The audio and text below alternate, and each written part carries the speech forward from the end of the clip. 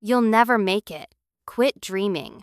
Those were the words my mother said to me when I told her I wanted to be an artist. Well, in just 5 years, I built a 100 million empire from what they called a stupid hobby, and now they're begging for a seat at my table. My name is Lena, and I grew up in a small suburban town just outside of Los Angeles. I was the dreamer in the family, the one who didn't follow the script everyone else was following.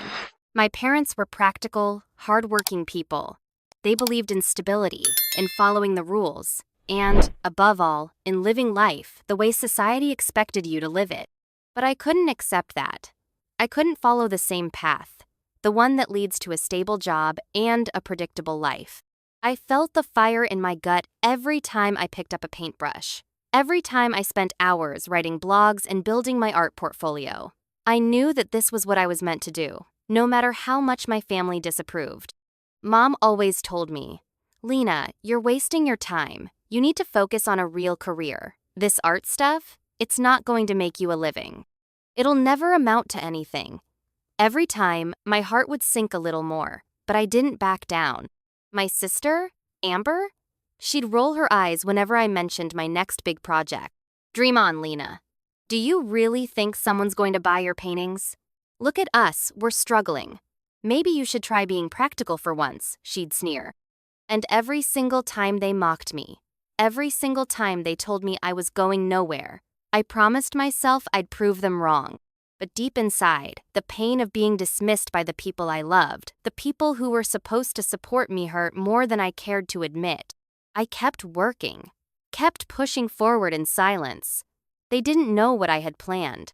They didn't know that every rejection, every mocking laugh, every sarcastic remark was fueling the fire inside me. They had no idea how badly I wanted to succeed, not just for myself, but to show them that I could do it, and I would. The days that followed felt like I was walking in a fog. Every conversation with my family was a reminder of how out of place I felt. It was as if I didn't belong, as if the world I was building for myself was nothing more than a dream that would shatter in an instant. At family dinners, everyone would gather around the table, exchanging stories about their jobs, their promotions, their real careers. They'd talk about how much they earned, the vacations they went on, the stability they had built, and I sat there, quietly pushing my food around, pretending to be interested. But deep down, I was drowning. One night, my mom looked at me across the dinner table, her voice soft yet firm. "Lena, when are you going to stop this nonsense? You've been at it for years, and where has it gotten you?" She paused, her eyes scanning my face, waiting for an answer. I didn't know how to respond. How could I explain that I was doing something that felt like breathing to me? Something that I knew deep down was going to be my path. I couldn't. So, I just smiled, a forced smile, and said, "I'm getting there, Mom. It'll happen soon." But her eyes, filled with skepticism, told me she didn't believe me. She never had. Then there was Amber, my older sister. She was everything my parents wanted me to be: successful, stable, and perfectly put together. She had a career in law, a husband, and a nice house in the suburbs. To my parents, she was the definition of success. And every time she spoke about her achievements, it felt like a slap in the face. Her words were laced with pity, disguised as concern. "How's the art business going, Lena? Still waiting for your big break?" She'd smile sweetly, but I could see the judgment in her eyes. It was always the same, a mix of sarcasm and condescension. I hated that look. I hated the way she made me feel small, as if my dreams were laughable. But I wasn't going to let her see how much it stung. One night, as I sat on the couch, scrolling through my phone, I saw a post from one of my art community groups. A new opportunity had just opened up for emerging artists to showcase their work at a major gallery in Los Angeles. The deadline was tight, but this could be the break I needed. It was the kind of chance that could change everything, the kind of opportunity I had been waiting for. I knew I had to apply. I needed to show everyone, especially my family, that I wasn't wasting my time. I needed to prove that what I was doing mattered. But when I told my mom, she scoffed. "Lena, don't get your hopes up. You're just setting yourself up for disappointment again. You're not even close to being ready for something like that." Her words felt like daggers. Every fiber of my being screamed at me to prove her wrong, to show her that I wasn't just some lost cause, but I kept it inside. I smiled through the pain, nodded, and said, "I'll be fine, Mom. I'll figure it out." But I wasn't fine. I was broken, and yet I had never been more determined. The weeks dragged on, each family dinner feeling more suffocating than the last. I could feel the walls closing in as I sat at the table, trying to eat in peace. But every conversation seemed like another sharp jab at my heart. It was always the samey mom would talk about Amber's latest achievements. How she'd just been promoted to senior partner at her law firm. How she and her husband were planning a vacation to Europe. They were the picture of success. And then, the conversation would turn to me. "So Lena?" Mom would ask, as if she were trying to be polite, but I could hear the underlying skepticism. "Have you made any progress with your art?" Her eyes would flicker to Amber, who would smile with that knowing, almost pitying, look on her face. I swallowed hard, forcing a smile, and replied, "I'm working on a new project, actually. It's going really well." But Amber would chime in, her voice dripping with condescension. "Oh, that's great. Maybe one day, your work will actually get recognized by someone other than your followers." She'd glance at my mom, a silent exchange passing between them. The tension in the room was palpable. I could feel the blood rushing to my face, my fists clenching under the table. Amber had a way of making everything I did seem insignificant, like I was still that awkward kid who couldn't keep up with the rest of the world. It wasn't just the words, it was the way they looked at me like I was a disappointment. Every little comment, every little glance was like a reminder that I wasn't enough in their eyes. And the worst part? They didn't even realize it. To them, they were just being concerned. They thought they were offering advice, but it didn't feel like advice, it felt like judgment.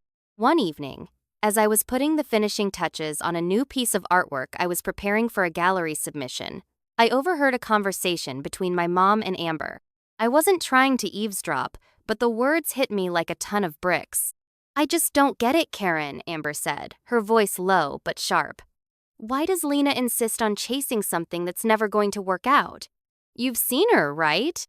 She's still stuck in that same tiny studio apartment. She needs to grow up and get a real job. I'm worried she's just going to end up with nothing." Mom sighed heavily. "I know, sweetie. I've tried talking to her, but it's like she doesn't listen. Maybe she'll figure it out eventually." I felt the blood drain from my face as I stood frozen by the doorway. My heart pounded in my chest, and for a moment, I thought I might actually collapse. The words were like daggers, cutting deeper than I'd ever imagined. They didn't even believe in me. They didn't see the hours of work, the sleepless nights, the sacrifices I'd made. To them, I was just a failure waiting to happen. They weren't worried about my success. They were worried about their own embarrassment. I couldn't take it anymore. That night, as we sat in silence at the dinner table, I finally spoke up. The words rushed out before I could stop them, my voice shaking with anger and frustration. "You know what, Mom? Amber? I've had enough. You keep telling me I'm wasting my time, but I'm not going to let you tear me down anymore." They both froze, their forks suspended midair. Amber's face turned pale, and Mom blinked rapidly, as if she couldn't comprehend what I had just said. I could feel the heat rising in my chest, the words pouring out of me uncontrollably now. "I'm doing this for me, not for you, not for anyone else. And if you can't support me, then at least stop pretending you care. Every time you look at me like I'm a failure, it just makes me want to prove you wrong even more." I didn't wait for a response. I stood up from the table, my heart pounding in my ears, and walked out of the room. The next few weeks felt like a blur. I threw myself into my work more than ever. Every spare moment was spent in my studio, creating, planning, designing, doing whatever it took to keep my mind off the constant sting of my family's judgment. They hadn't changed, and neither had their opinions. Amber's sarcastic comments still lingered in the back of my mind, like a haunting echo. But something had shifted inside me. I was no longer waiting for their approval. I was building my empire, and they didn't even know it. And then, the email came. It was the opportunity I had been waiting for, an invitation to present my work at an exclusive exhibition in New York City, one of the most prestigious art galleries in the country. This was it. The moment I'd been dreaming of. The moment that would prove everything to them. But I wasn't going to just show up with my art and hope for the best. No, this time I was coming in with a plan, a big plan. I had been keeping a secret that had been years in the making. I had been working on more than just paintings. I had expanded my brand, started creating an online platform for artists like myself, and collaborated with a tech company to launch an exclusive collection of digital art NFTs. The launch was going to coincide with the gallery opening, and it was already gaining attention from investors. In a single stroke, everything was about to change. It was a Sunday evening, and we were once again gathered around the dinner table.